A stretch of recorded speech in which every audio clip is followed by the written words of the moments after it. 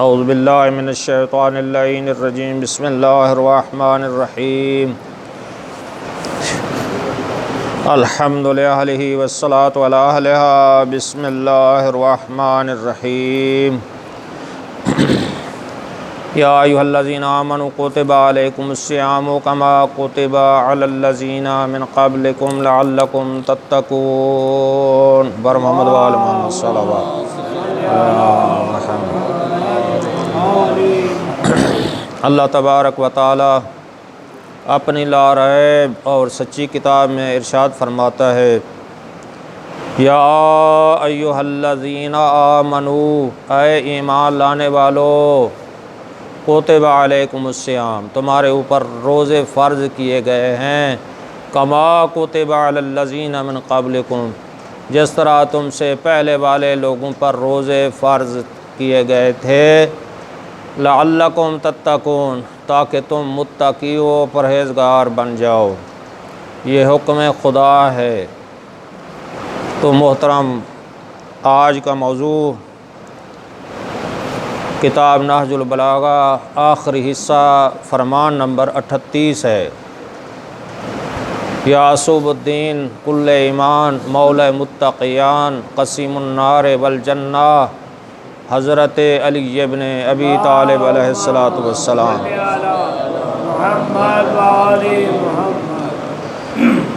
مولا اپنے بیٹے کو ارشاد فرماتے ہیں، جیسا کہ کل میں نے مولا امام حسن علیہ السلام کی ولادت بسعادت کے متعلق عرض کیا تھا، تو مولا اپنے بیٹے مولا امام حسن علیہ السلام کو ایک وصیت ارشاد فرماتے ہیں، جب کہ وہ وصیت عام ہے، قیامت تک آنے والے مومنین کو بھی خطاب ہے، بلکہ یہ فرمان قیامت تک رہے گا، کیونکہ نہج البلاغہ کے اندر یہ مولا کا سچا کلام، سچے امام کا سچا کلام موجود ہے۔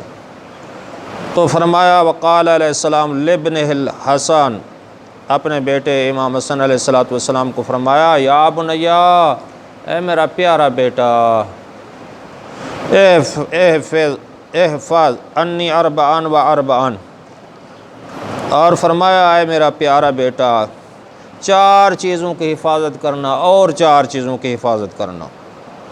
فرمایا، مجھ سے 4 اور پھر 4 باتیں یاد رکھو، لا یضرک ما عملت معہن، جب تک وہ 4 چیزیں رہیں گی کوئی چیز آپ کو ضرر نہیں پہنچا سکے گی، کوئی چیز نقصان نہیں پہنچا سکے گی۔ تو فرمایا، انا اغنى الغنى العقل، فرمایا بہترین تونگری، بہترین بڑی ثروت کیا ہے؟ عقل ہے۔ بڑی ثروت کیا ہے؟ عقل ہے۔ تو فرمایا، وَأَكْبَرُ الْفَقْرِ الْحُمُقُ، فرمایا سب سے بڑی بے وقوفی کیا ہے؟ یعنی کائنات میں سب سے بڑا بے وقوف انسانوں میں سے کون ہے؟ تو فرمایا، وَأَكْبَرُ الْفَقْرِ الْحُمُقُ، تو فرمایا سب سے بڑی فقیری کیا ہے؟ ناداری کیا ہے؟ سب سے بڑی فقیری ناداری، فرمایا وہ بے وقوفی ہے، بے وقوف ہونا ہے۔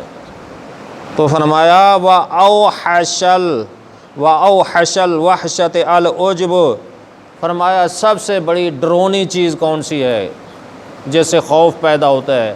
ہم تو درندوں سے ڈرتے ہیں نا، یا بعض درندوں نما انسانوں سے بھی ڈرتے ہیں نا، ایسا ہے نا، یا انسانوں سے بندوں سے ڈرتے ہیں یا درندوں سے ڈرتے ہیں، مختلف چیزیں ہیں جن سے ہم ڈرتے ہیں۔ تو فرمایا، وَأَوْحَشَ الْوَحْشَةِ الْعُجْبُ، سب سے وحشت ناک چیز خود پسندی ہے، جس سے ہمیں ڈرنا چاہیے۔ وہ کون سی چیز ہے؟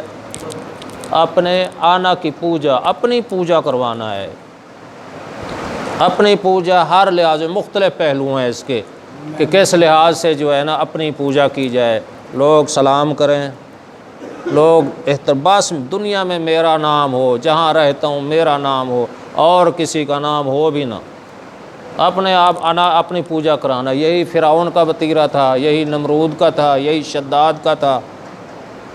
اور یہ فرمایا کیا، یہی چیز ہے جو آل محمد سے جنہوں نے بغض رکھا تو وہ بھی چاہتے تھے کہ حق کے امام کے سامنے انہیں دنیا چھوڑ دے، کبھی زہر دے دی، کبھی کوئی ظلم کیا، کبھی زنجیروں سے جکڑ دیا گیا، ہماری پوجا ہو جائے۔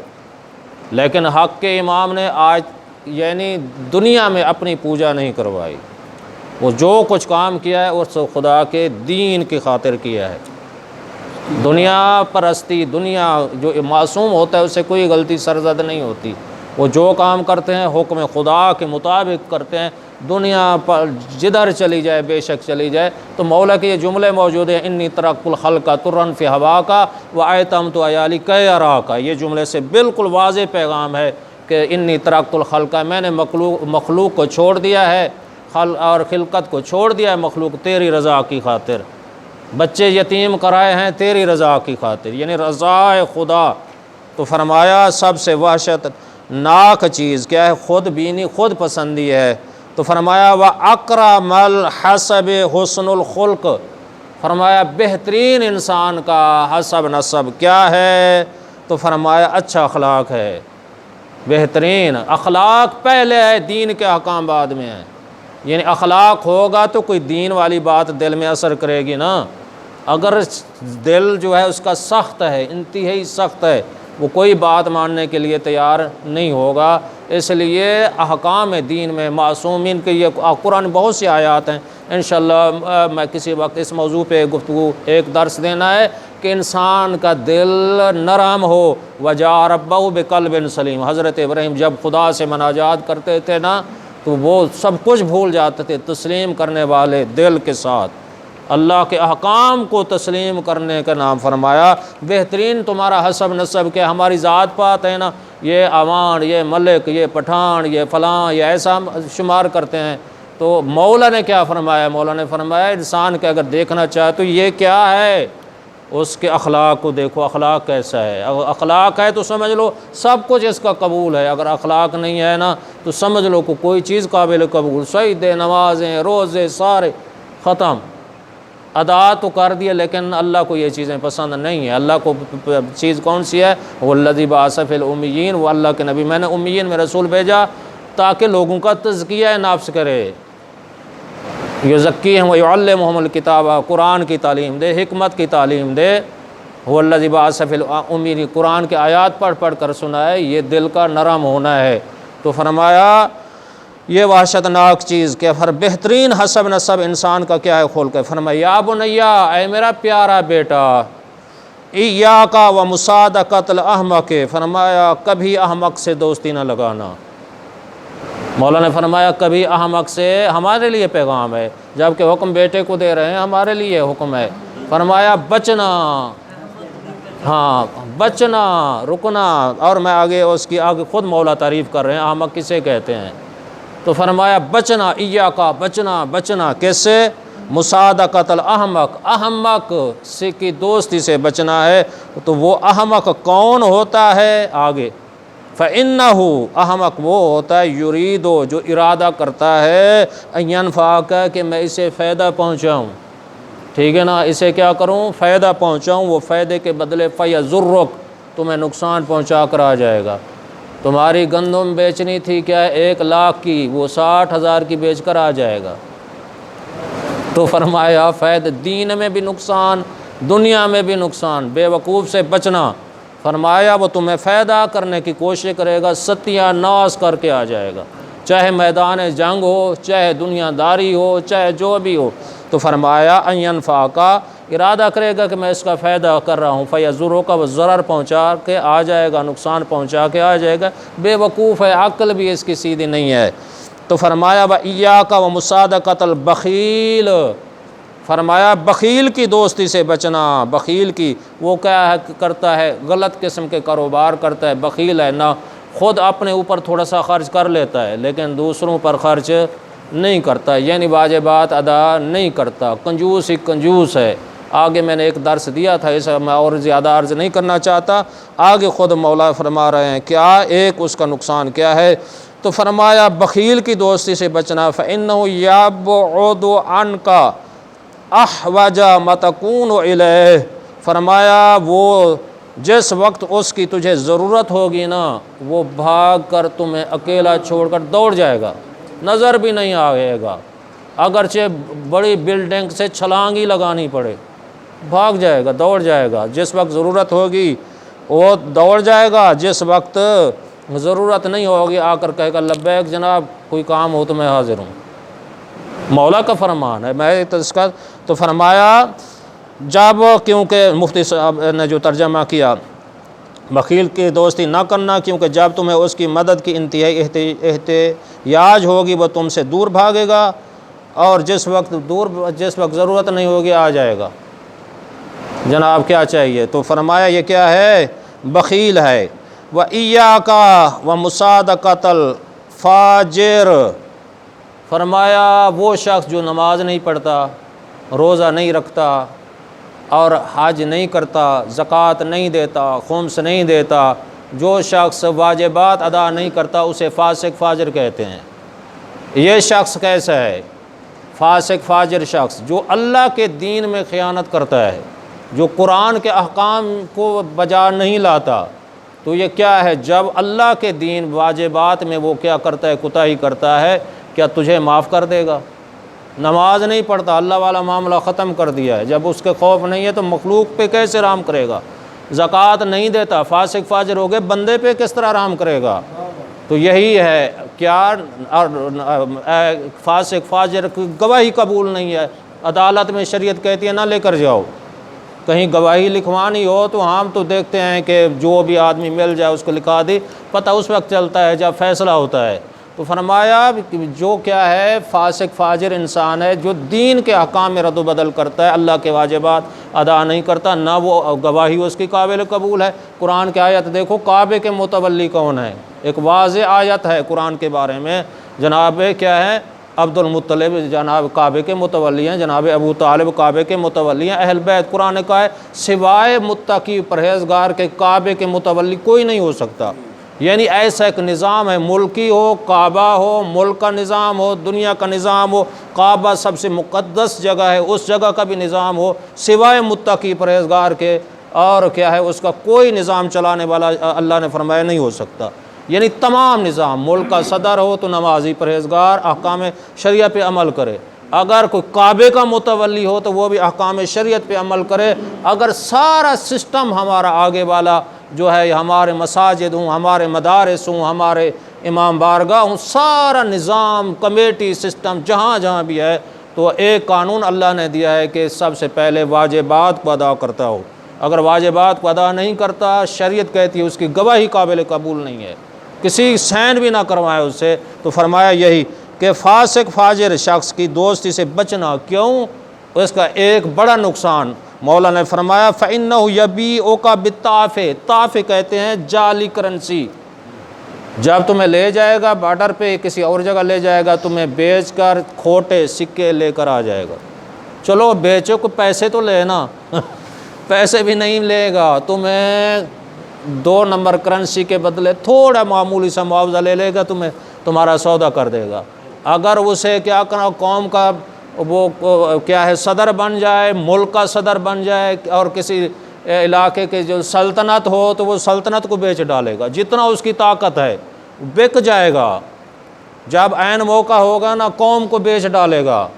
تو فرمایا کھوٹی کرنسی کے، جعلی کرنسی کے، اور فرمایا وہ کہ تمہیں بیچ کر آ جائے گا۔ کون؟ فاسق و فاجر۔ کیوں؟ فَإِنْ جَاءَكُمْ فَاسِقٌ بِنَبَإٍ فَتَبَيَّنُوا، قرآن نے کہا ہے اگر ایک فاسق فاجر ایک خبر لے کر آئے کہ فلاں جگہ ایسا واقعہ ہو گیا، کبھی نہ ماننا، پہلے فتبینوا، چھان بین کرنا ہے، چھان بین کرنا ہے کہ واقعی سچ بول رہا ہے یا جھوٹ بول رہا ہے۔ تو فاسق فاجر کی خبر بھی لے کر آئے، اور علم اصول میں بھی یہ جملے ہیں کہ اس کی فوراً عمل نہ کرنا اور چھان بین کرنا۔ آخری جملہ عرض کر رہا ہوں، فرمایا وَإِيَّاكَ وَمُصَادَقَةَ الْكَذَّابِ، مولا فرماتے ہیں کہ جھوٹ بولنے والے شخص سے دوستی کبھی نہ لگانا، ٹھیک ہے نا؟ جھوٹ بولنے والے جھوٹے شخص سے کبھی دوستی نہ لگانا۔ کیوں؟ کسراب، کسراب، وہ فرمایا سراب کی طرح ہے۔ سراب کیا ہے؟ وہ ہوتی ہے کہ کہ آپ دریا کے راوی کے کنارے چلے جائیں 2 کلومیٹر 3 کلومیٹر، کسی درخت پہ چڑھ جائیں یا اپنی بڑی عمارت پہ چڑھ جائیں، دیکھیں دریا کی طرف نظر کریں، دریا کے کنارے جو وہ ریت باہر نکالتا ہے نا دریا، سبز قسم کی ریت ہوتی ہے، اور وہ بڑے دور سے ایک بڑا خوبصورت منظر نظر آئے گا، دل کہے گا یار یہ بڑا کوئی نظارہ ہے، اسے جا کر دیکھوں، تو بڑا عجیب سا منظر ہے، خوبصورت منظر ہے، جب جائے گا دیکھے گا ریت ہوگی۔ یہ کیا ہے؟ جھوٹے کی مثال دی جا رہی ہے۔ مولا نے فرمایا وہ سراب کی مثل ہے۔ کیا؟ وَيُقَرِّبُ عَلَيْكَ الْبَعِيدَ وَيُبْعِدُ عَلَيْكَ الْقَرِيبَ، فرمایا وہ قریب کی چیز کو دور کر دے گا، دور کی چیز کو قریب کر دے گا۔ جھوٹا کیا کرتا ہے؟ قریب کی چیز کو دور کر دیتا ہے، دور کی چیز کو قریب کر دیتا ہے۔ کیا کہتا ہے؟ آپ نے اس کے لین دین کیا، جناب علی میں نے پہلی تاریخ کو یہ قرضہ دے رہا ہوں، لینا ہے، میری مجبوری ہے، میں لوں گا، تو وہ کیا کرے گا؟ دھوکہ سے دھوکہ، دھوکہ سے دھوکہ، آخر میں انسان تھک جائے گا۔ تو فرمایا یہ 4 قسم ہیں۔ بخیل سے دوستی سے بچنا، وہ فائدے کے، احمق کی دوستی سے بچنا تمہیں فائدے کے بدلے نقصان دے گا۔ فرمایا بخیل کی دوستی سے بچنا، جس وقت ضرورت ہوگی بھاگ جائے گا، کام نہیں آئے گا۔ تو فرمایا یہ کیا ہے؟ بخیل۔ تو فرمایا فاسق فاجر کی دوستی سے بچنا، وہ تمہیں جعلی کرنسی کے بدلے بیچ ڈالے گا۔ فرمایا جھوٹے کی دوستی سے بچنا، وہ دور کی چیز کو قریب کر دے گا، قریب کی چیز کو دور کر دے گا۔ یہ ایسے احکام ہیں۔ ہم بدبخت لوگ ہیں، جب نہج البلاغہ ہمارے پاس موجود ہے، ہم یہ دعویٰ کرتے ہیں ہم مولائی ہیں، مولا کے ماننے والے ہیں، مولا کے ماننے والے ہیں، تو مولا سے ہم کلام بھی ہمیں ہونا چاہیے، کوئی چیز رکاوٹ نہیں ہے۔ آج کل مولا سے ہم کلام ہونا کوئی مشکل نہیں ہے۔ مولا سے کس طرح ہم کلام ہوں گے؟ نہج البلاغہ پڑھو، مولا کا کلام ہے، پر پڑھیں گے گویا کہ یہ سمجھ لو کہ ہم مولا سے گفتگو اپنے جو ہے نا گزارشات عرائض ہم پیش کر رہے ہیں مولا کی خدمت میں۔ تو جب سارے احکام موجود ہیں تو ہم یہ دعویٰ کریں مولا آ جائیں، ہم جان دینے کے لیے تیار نہیں ہیں۔ مولا سے تو ہم کلام کرنے کے لیے تیار نہیں ہیں، تو جان کیسے دیں گے؟ مولا سے ہم کلام کرنے کے لیے نماز کی پابندی نہیں ہے، جان کیسے دیں گے؟ زکوٰۃ کی پابندی نہیں ہے، مولا پر قربان کیسے ہوں گے؟ اور ہر دن تمہارے لیے عاشور کا دن ہے، ہر زمین تمہارے لیے کربلا کی زمین ہے۔ تو آج یہ ایسا میدان ہے، کوئی چیز مشکل نہیں ہے، احکام دین موجود ہیں۔ صرف سچا وہ ہوگا جو احکام معصوم کے فرمان قرآن پر عمل کرے گا، وہ سچا مطیع ہوگا۔ اللہ کا بھی وہ سچا اطاعت کرنے والا ہے، اللہ کے رسول کی بھی، اہل بیت کی 14 معصومین علیہ الصلوۃ والسلام کا سچا وہ ماننے والا ہے، ورنہ خالی دعویٰ ہے، خالی دعویٰ۔ جنگوں کے حالات پڑھو، اس طرح ملیں گے تھوڑے لوگ، وقلیل من بعد الشکور، بالکل تھوڑے لوگ شکر گزار ہیں، باقی سارے قرآن نے کہا ہے سارے گمراہ ہیں۔ سورہ والعصر پڑھو، صرف چند مخلص لوگ پھر بالکل تھوڑے ہیں۔ جہاں بھی جس محکمے میں چلے جاؤ، دنیا کا نظام ہے، تھوڑے لوگ آپ کو مخلص ملیں گے، تھوڑے لوگ آپ کو دیندار ملیں گے۔ عزیزان گرامی، آخر میں دعا ہے کہ خداوند عالم ہمیں صحیح معنوں میں قرآن اور 14 معصومین علیہ الصلوۃ والسلام کے فرمودات پہ عمل کرنے کی توفیق عطا فرمائے۔